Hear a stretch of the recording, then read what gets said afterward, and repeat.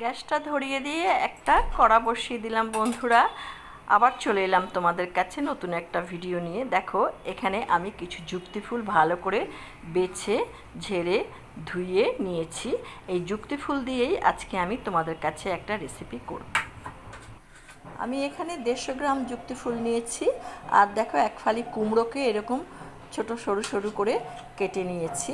এটাকে কেটে ভালো করে ধুয়ে নিয়েছি। কড়াটা আমার গরম হয়ে গেছে।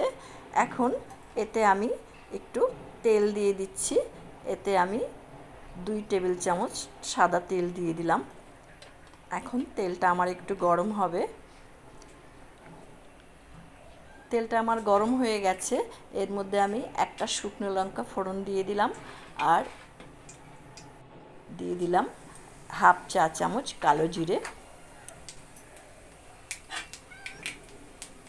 ফোড়নটা আমার ভাজা হয়ে গেছে। এখন এর মধ্যে আমি এই কাটা কুমড়োগুলো দিয়ে দিলাম। এবার এটাকে একটু ভালো করে নেড়ে চেড়ে নিচ্ছি।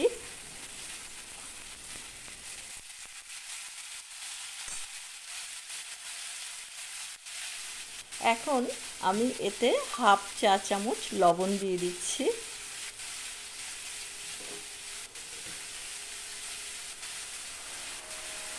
আর দিয়ে দিচ্ছি হাফ চা চামচ হলুদ গুঁড়ো।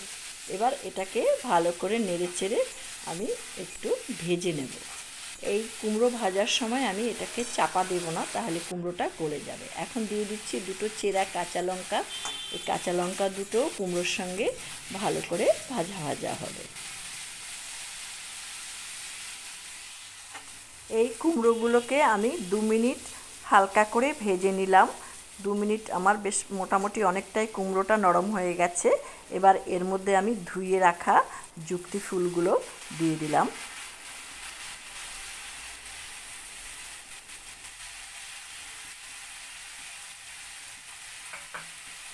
এখন আমি এই যুক্তি ফুলগুলোকে কুমড়োর সঙ্গে ভালো করে নেড়ে চেড়ে মিশিয়ে দিচ্ছি, যাতে সব জায়গায় কুমড়ো যুক্তি ফুল খুব ভালোভাবে মেশে।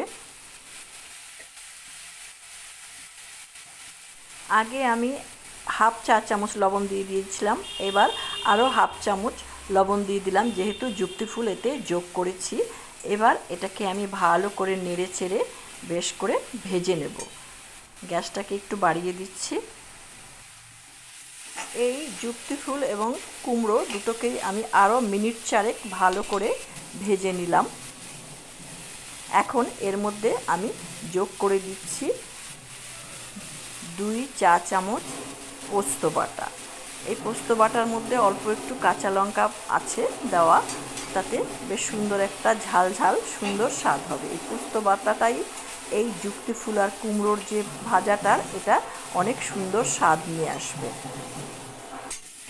এখন এইটাকে বেশ ভালো করে নেড়ে চেড়ে শুকিয়ে নেব, যাতে পোস্ত বাটাটা বেশ একটু ভালো ভাজা ভাজা হয়।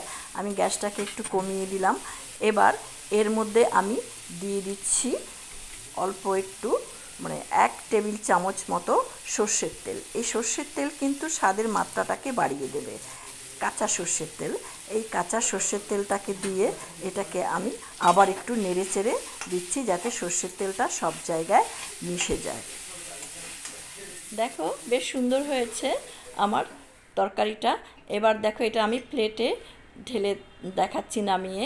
তোমরা কে কোথা থেকে দেখছো অবশ্যই কমেন্ট বক্সে লিখে জানাবে। আর আমার ভিডিওটা যদি আজকে তোমাদের ভালো লেগে থাকে তাহলে লাইক কমেন্ট শেয়ার করার অনুরোধ রইল।